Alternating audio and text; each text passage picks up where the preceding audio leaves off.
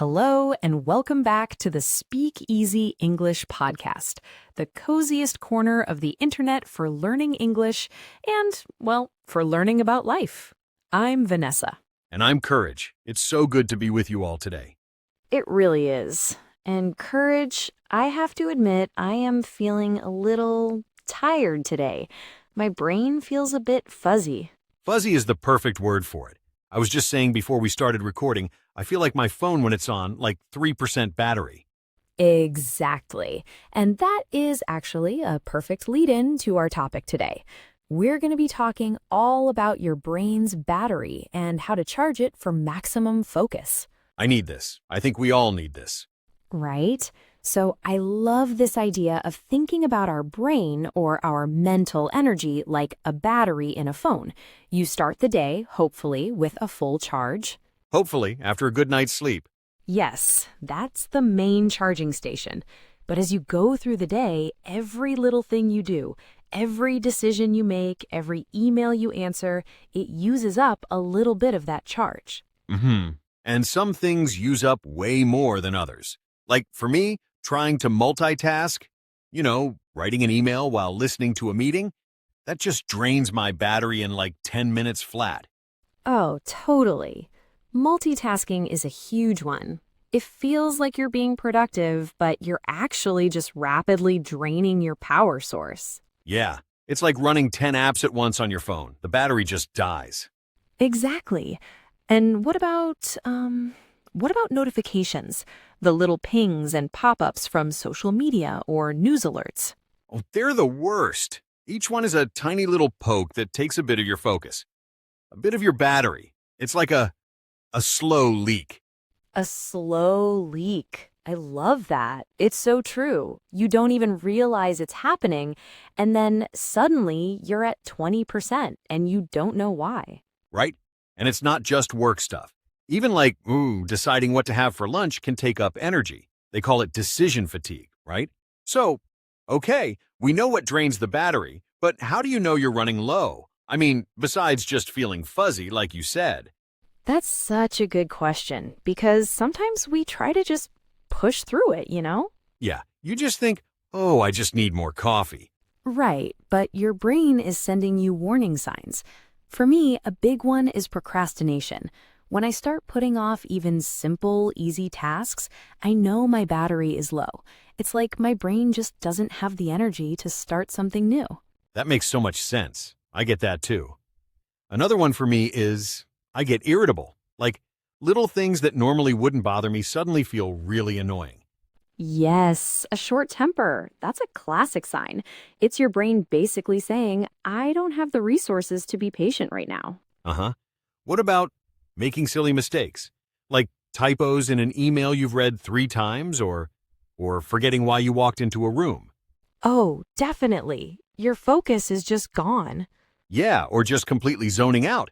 You're in a conversation and someone is talking to you and you're nodding, but your brain is just static. Nothing is going in. You realize 3 minutes have passed and you have no idea what they just said. That is such a clear sign. Your brain has just gone into power-saving mode.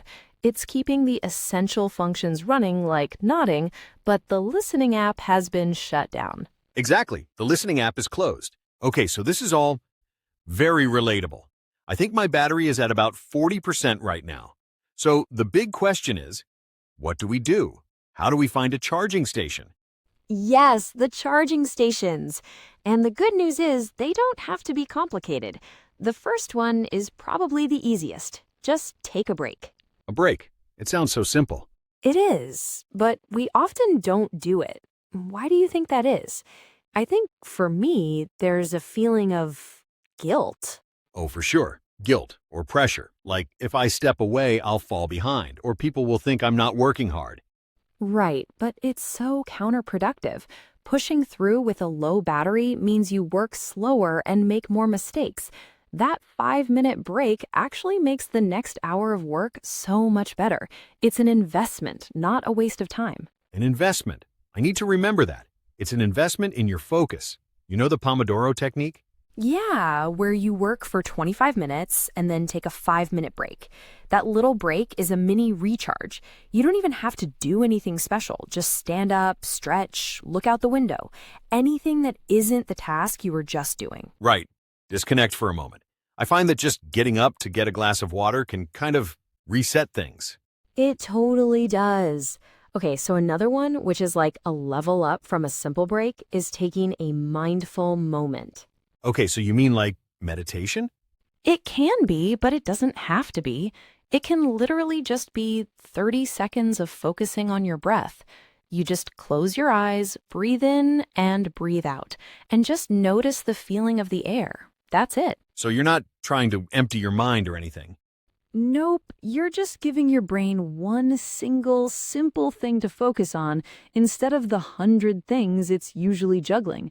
It's like closing all the extra apps on your phone.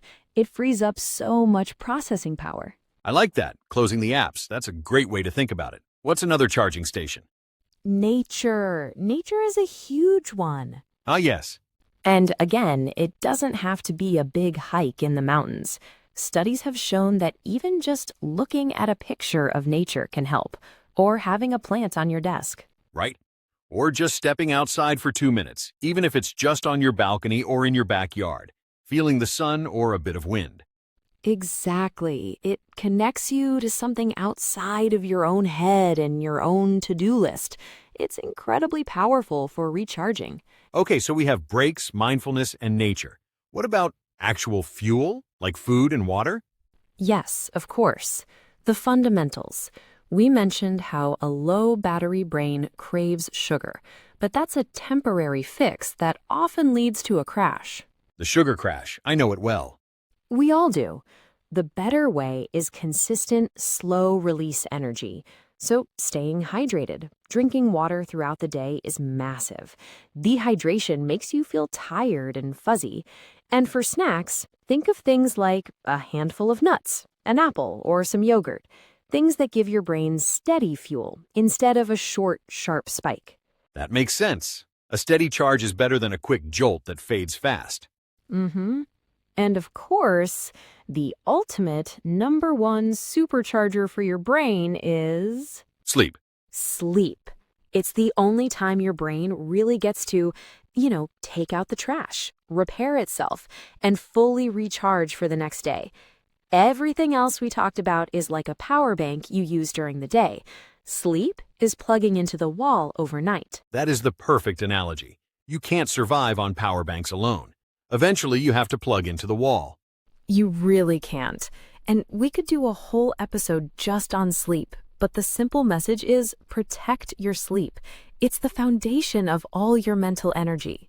Wow. Okay, so this has been incredibly useful. Let's just do a quick recap. Our brains are like batteries. Yep, and they get drained by multitasking, notifications, and just making decisions all day. And we can tell the battery is low when we start procrastinating, get irritable, or crave sugary snacks. Exactly. And to recharge, we can use simple charging stations, like taking short breaks, having a mindful moment, connecting with nature.